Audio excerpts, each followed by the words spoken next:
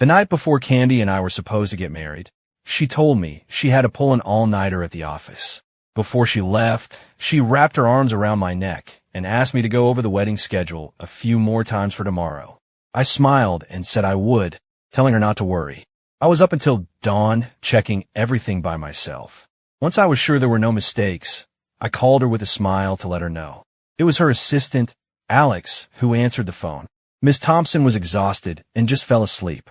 "Is there something you need?" I paused for a moment, then said it was nothing. Early the next morning, Candi called me.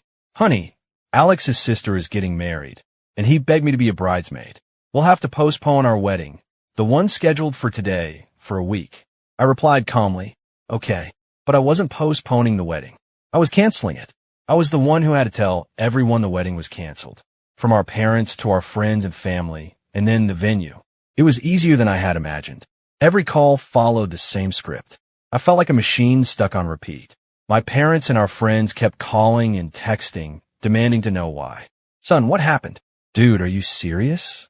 They all wanted a reason, but I had no idea what to tell them. Was I supposed to tell them that Candi would rather be a bridesmaid in someone else's wedding than be my bride today?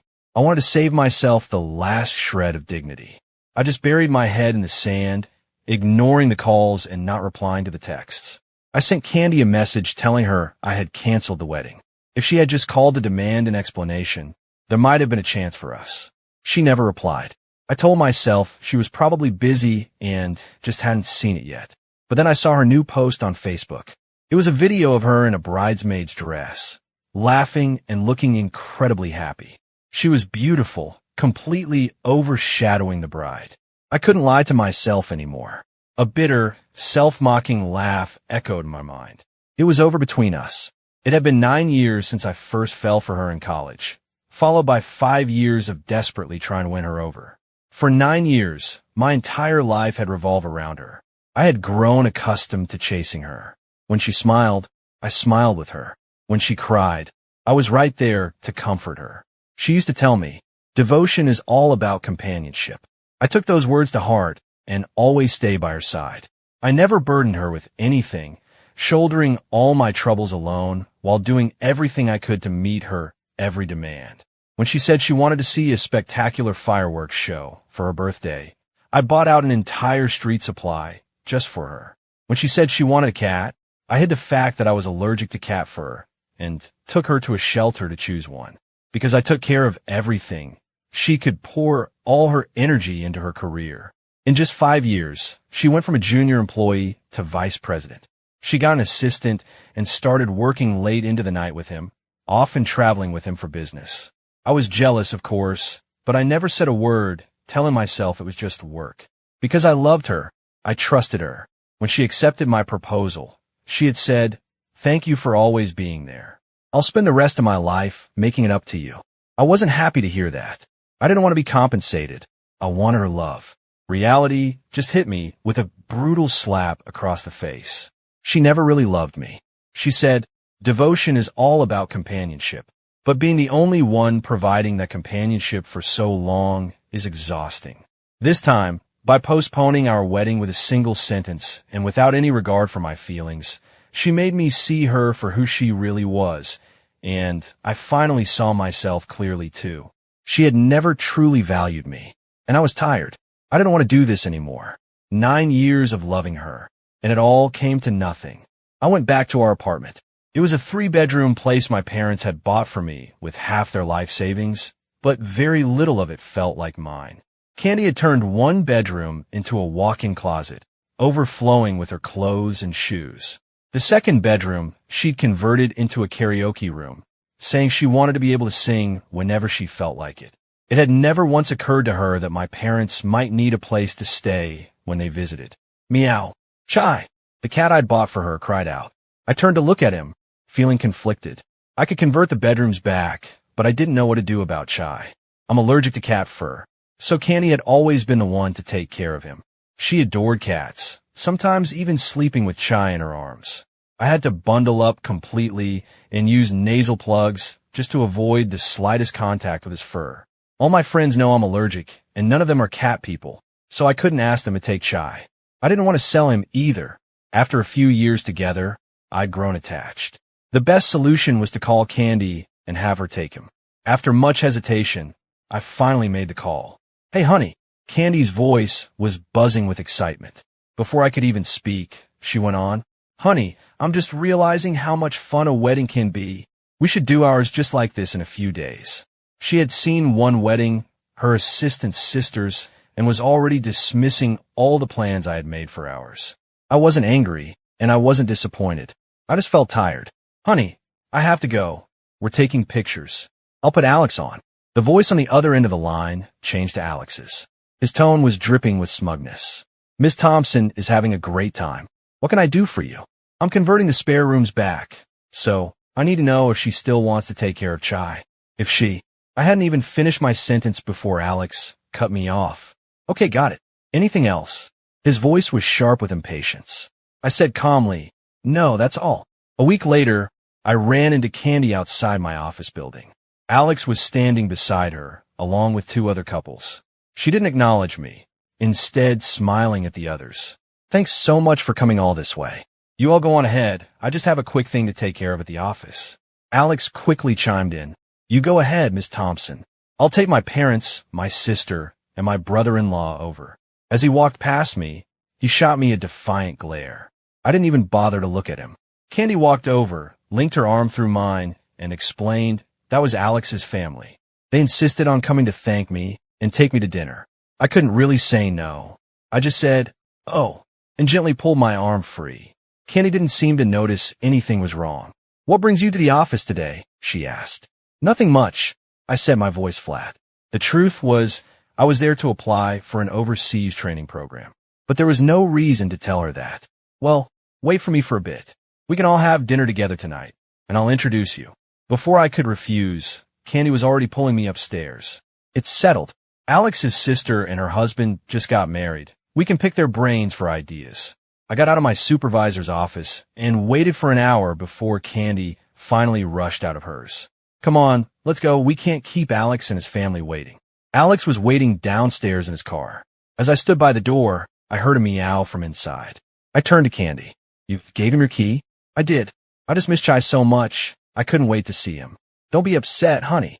I didn't say anything, just opened the back door and got in. This wasn't the first time she'd done this. I had made a fuss about it before, and all I got was a lecture.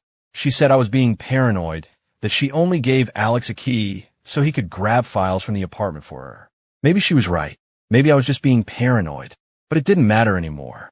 I sat quietly in the car, thinking about what my supervisor had said. He'd mentioned the competition for the overseas program was stiff, and his recommendation alone might not be enough. I understood the subtext. He wanted me to get a recommendation from Candi. But as I watched her cuddling the cat and laughing with Alex, I lost any desire to ask. When we got to the restaurant, Candi turned to me. "Honey, you seem off today. Is something wrong?" I shook my head. "No."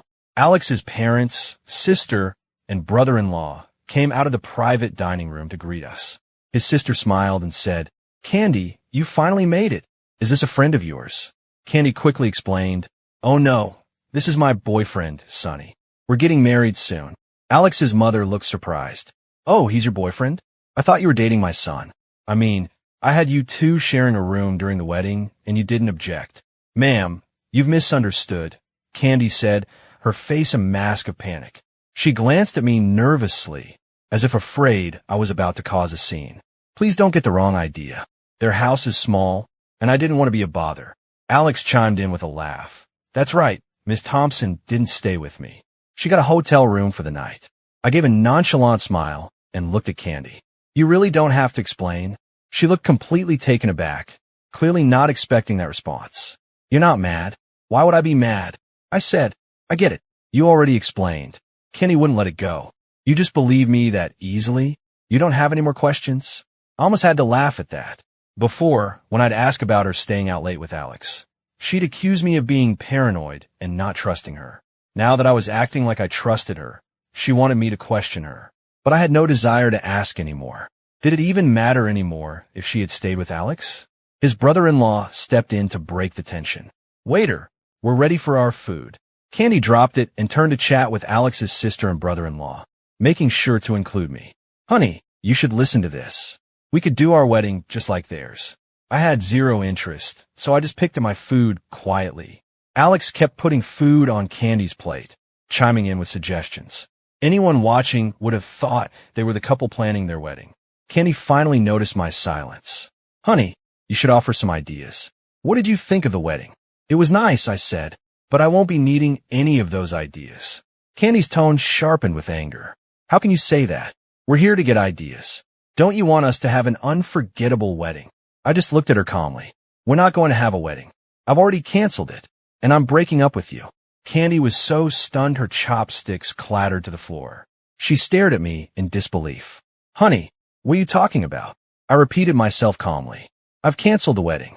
After we break up, I'm going abroad for the training program. No.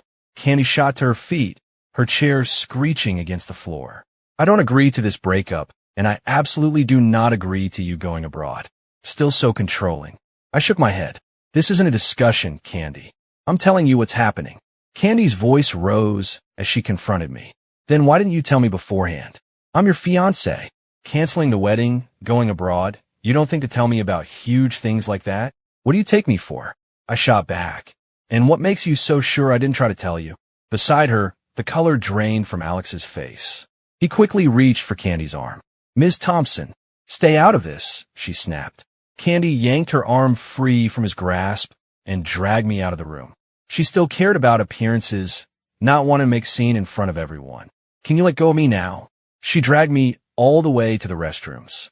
I looked down at my wrist, which was red from her grip.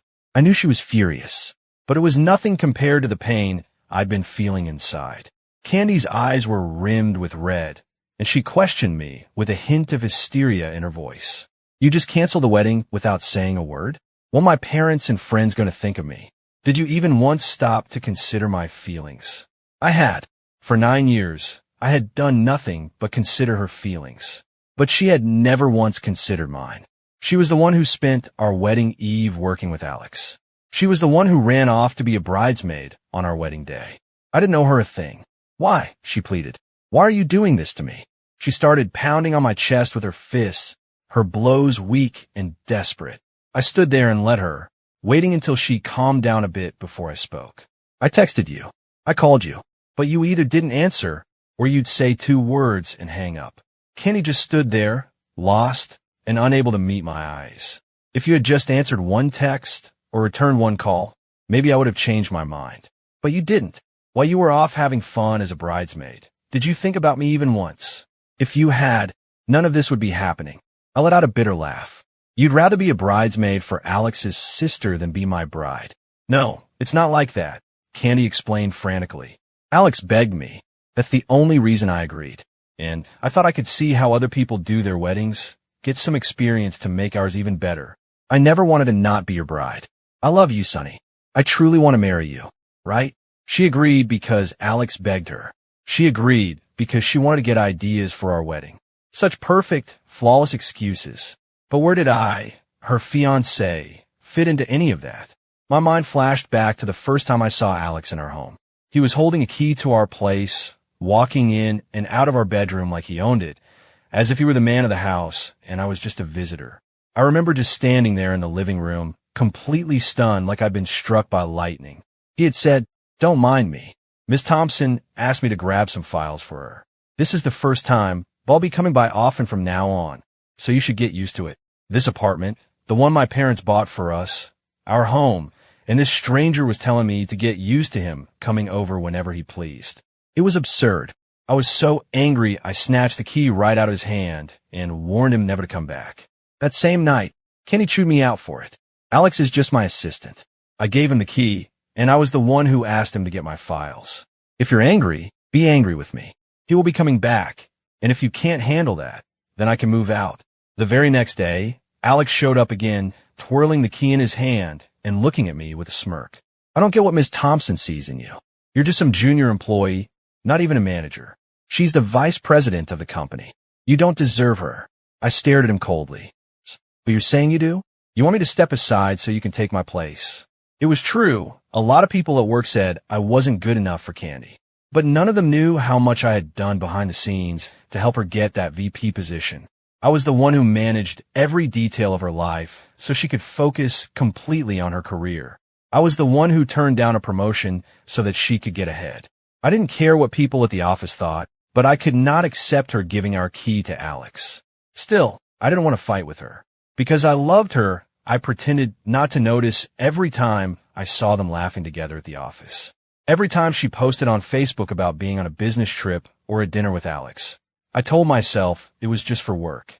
Most of Alex's own Facebook posts were pictures of her, like he was showing off his girlfriend. I acted like it didn't bother me because I didn't want to start a fight after she came home exhausted from work.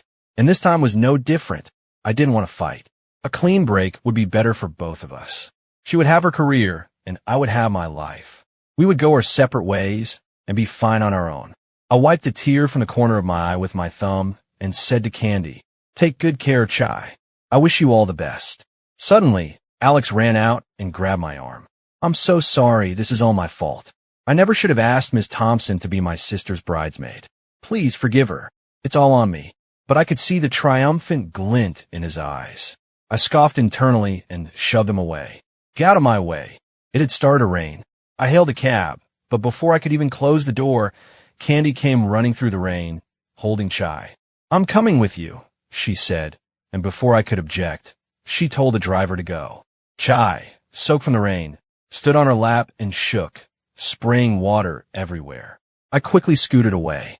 Candi froze, her eyes instantly welling up with tears. "Do you hate me that much?" "No," I said. "I'm just allergic to cat fur." She stared at me, wide-eyed, as if I'd said something completely unbelievable. "You're allergic to cat fur? Are you serious? Why didn't you ever tell me?" I replied, "You never asked. I never went near Chai at home. If she had been paying any attention, she would have noticed something was off without me having to say a word. The fact that she never once asked me about it said everything." Candi looked at me, her face full of remorse. "I'm so sorry." I shook my head. "You don't have to apologize. It was my choice." For her, I was willing to hide my allergy and endure the discomfort. But that was in the past. I didn't have to anymore. The taxi dropped us off in front of our building. She followed silently behind me, still holding Chai. "It's good you came back," I said as we walked. "I haven't touched any of your things, so it'll be easy for you to pack." I told Candi in the elevator. She didn't say a word, just stood in the corner, clutching Chai. Ever since I'd mentioned my allergy, she'd been keeping her distance, worried I'd have a reaction. But it was too late for that. The elevator doors opened, and she rushed out, reaching into her pocket as if to get her key and open the door before I could. But her hand came out empty. She had already given her key to Alex. She looked at me, her face etched with guilt. "I'm sorry. I won't do it again." I just gave a dismissive smile. There wouldn't be a next time. I was changing the locks tomorrow. Once inside, I grabbed a towel and handed it to her. "Here, dry off. I'm not going to kick you out tonight. You can have plenty of time to pack your things." "I'm not leaving," Candi said, her eyes red and her gaze defiant. I didn't respond. I just went into the study to look over the materials my supervisor had given me. A lot of people were applying for the program, and if I wanted to get in, I needed to be thoroughly prepared for the assessment. Candi followed me in. "Can you please not go? I don't want you to leave." "No," I answered, my voice firm. The company had offered this program before, and every time I had passed on it for her sake. I wasn't going to give it up again. "Honey," she pleaded. Candi knelt in front of me, looking up with pleading eyes. "I know I was wrong. I'll never make you angry again. Please, can you forgive me?" I looked down at her. "Do you really know what you did wrong?" Her eyes lit up. "Yes, I do. I promise. I'll go to the office tomorrow and fire Alex. I'll hire a female assistant, so there won't be any more misunderstandings." She sounded completely sincere, but that wasn't what I needed to hear. Yes, I was jealous of how close she was with Alex, but that wasn't the root of the problem. The real issue was that I never felt loved by her. Loving someone should be simple. You're happy with them when they're happy. You comfort them when they're sad. You talk and laugh together over dinner. You spend time together on the weekends. She never did any of those things. Whether I was happy or sad, she was never there for me. At dinner, we never just talked. If we spoke at all, it was about her work. On weekends, she turned down every suggestion I made to go out and do something, not because she was busy, but because she simply didn't want to. She had no idea what she'd actually done wrong. I told her quietly, you don't have to sacrifice anything for me. It's not a sacrifice. I don't feel like it is sacrifice at all, Candi said, grabbing my hand excitedly. Honey, what do you want? Just tell me, and I'll do anything. Hearing that just made me feel like she was pitying me. My expression hardened.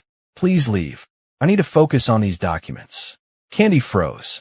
I had never spoken to her with such a cold tone before. This was a first. She stared at me, unable to accept it. I didn't try to comfort her. I didn't even look at her. I just went back to reading. Since I had already decided to end things, there was no point in dragging it out. I thought she would just leave, but instead she snatched the papers from my hands. I'm the vice president of this company, she threatened. I want to approve your application to go abroad. It doesn't matter how well you do on the assessment. You won't get the spot. I took a deep breath and stared at her coldly. Do you really think this is helping? Yes, I do. I'm not letting you go abroad.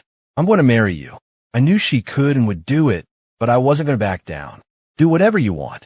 I took the papers back from her and went back to reading. The next day at work, my supervisor pulled me aside. I want you to reconsider the overseas program. I paused for a moment before asking, Sir, did Candi say something to you? He sighed. Look, I know about you and VP Thompson, and I was really rooting for you too. Just think it over. Every couple has their disagreements. I just don't want you to do something you'll regret. I knew he meant well, but I wasn't going to have any regrets. As I walked out his office, I ran into Alex. He looked at me with a challenging glint in his eyes. You think you can go abroad, come back, and climb the corporate ladder? You really think it's going to be that easy? I immediately put the pieces together. This was you, wasn't it? Alex looked incredibly pleased with himself. That's right. All I had to do was spread a few whispers, and now that spot will never be yours. You'll be stuck as a junior employee for the rest of your life, with me as your boss. Are you finished? I asked, my voice cold. If you are, then move. You're my way. Alex scoffed. Huh. You still act like you're Ms. Thompson's fiancé. You're just a nobody now, so don't you dare pull that attitude with me. I didn't have the energy to argue with him, so I just pushed him aside. He let out a cry of hey, and stumbled to the floor. Stop it. Candi came rushing over, a deep frown on her face. That was completely out of line, she said, helping Alex to his feet. Ms. Thompson, I'm fine. I just tripped. It had nothing to do with him. I watched Alex's performance with a cold smile. He was a natural. It was a shame he wasn't an actor. There was no way my push was hard enough to knock him over.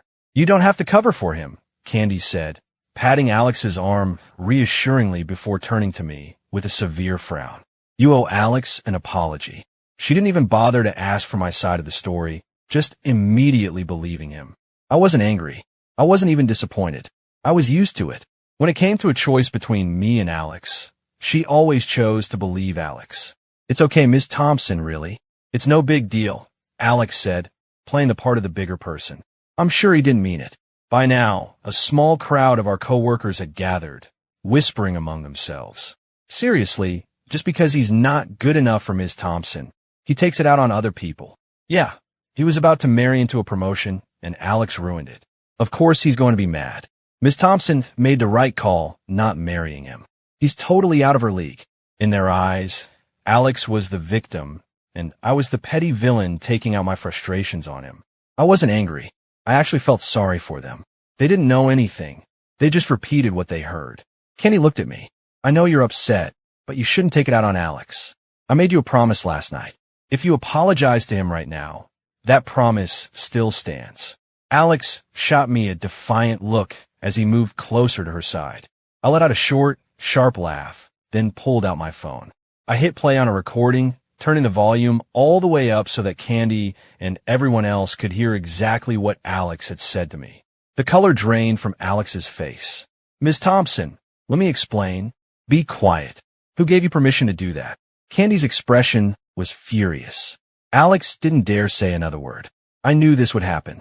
Even though Candi had threatened me, she was a powerful person who hated it when her subordinates went behind her back.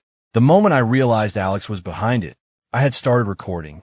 I'd lost to him many times before because I never had any proof. That wasn't going to happen again. No, there would be no again. The coworkers around us started pointing at Alex. A grown man playing the victim like that. It's disgusting.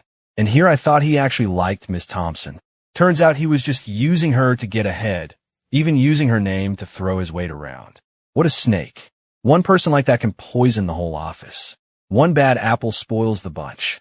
I watched them. Their anger now was just as intense as their sympathy for him had been moments before. I understood completely. There's nothing people hate more than being played for a fool. Candi stared at Alex, her voice ice cold. As of today, you're on indefinite leave. Pack your things and get out. Alex's face was ashen as he slumped to the floor. I didn't give him a second glance. I just turned and walked out of the building. He had brought this all on himself. When I got home, I was surprised to find Candi already there. Honey, I was wrong, she said immediately.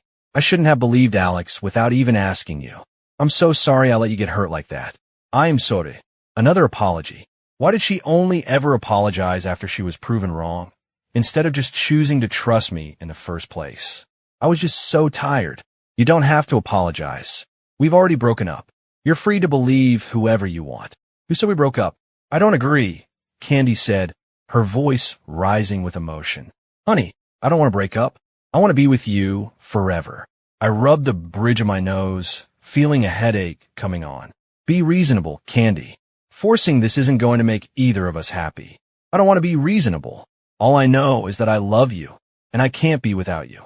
I sighed and gave up trying to reason with her. Once I left for the 6-month training program, she would probably move on. Time and distance have a way of fading everything. That night, I called my supervisor to confirm I would be taking the assessment. Candi didn't try to stop me. In fact, she used her influence to put in a good word for me. She started coming home from work early every day to have dinner ready and waiting for me. It used to be me waiting for her with a hot meal. Now the roles were reversed. I told her, you don't have to go out of your way like this just to please me. She gave me a sweet smile. It's not a burden. You used to do all this for me. Now I want to do it for you. For weeks, this continued, and I'll admit I was touched. But with the assessment just around the corner, I didn't have time to think about anything else. I poured all my energy into preparing. Finally, the day of the test arrived. Candi cheered me on. Honey, I know you're going to ace this. I nodded at her and walked into the testing center. When the results came out, just as I'd hoped, I had secured a spot in the program. Candi was even more excited than I was. Honey, I knew you could do it, she exclaimed. Looking at her beaming face, I felt something soften inside me. It's a 6-month program, I reminded her. Have you really thought about that? She played dumb. What are you talking about, honey? I just sighed and let it drop. The day I was scheduled to leave, Candi drove me to the airport. Honey, she said, I agree to the breakup. I was surprised. It seemed she had finally accepted it. Okay, I said. I started to turn toward my gate, but she spoke again. But I'm going to win you back. I'm going to pursue you until you're mine again, and then I'll spend the rest of my life with you. I was speechless, and she wasn't just talking. She really did start pursuing me, sending me iMessages and calling me every day, just like I used to do for her. Honey, groceries were on sale today, so I stocked up the fridge. I have to travel for work again. It's for a big project. But don't worry, I hired a female assistant, so I won't be alone. Honey, I miss you so much. I can't wait to see you again. I read every message she sent, and for the first time, I could actually feel her love. 6 months later, I flew home, and Candi was there at the airport to meet me. Instead of taking me to the office, she drove me to Lincoln Park downtown. Honey, she asked, do you remember this spot? I remembered. This was where I had proposed to her. Candi pulled out a bouquet of roses. Honey, congratulations on finishing your program. I hope you like these. I didn't take them. I just looked at her in silence. She kept smiling, with no trace of disappointment in her eyes. Then, she got down on one knee, held up the roses, and said in a clear voice, Sonny, will you marry me? Will you let me be your bride? The park was crowded, and everyone's attention turned to us. They started clapping and chanting. Say yes, say yes, say yes. It was just like when I had proposed to her. It was romantic, but I was afraid. I was afraid of going back to the way things were, of making the same mistakes all over again. The smile vanished from Candi's face. She looked at me intently, as if trying to memorize every detail. Sonny, she said softly, thank you for the 9 years you gave me. Then she turned and walked away without looking back. Suddenly, I felt something cool on my cheek. Had it started to rain? I touched the drop with my finger and brought it to my lips. It was salty. It was one of her tears. Candi had resigned. I found out the next day at the office from my supervisor. Before she left, she recommended you to the board for the VP position. Congratulations, Sonny. You're the new vice president. In that moment, my chest felt tight. Another 9 years went by. I was on a business trip in another city when I saw her again. She looked almost exactly the same as she had 9 years before. I greeted her, hello. She smiled back. Hello. With a single word, we acknowledged all that had passed between us.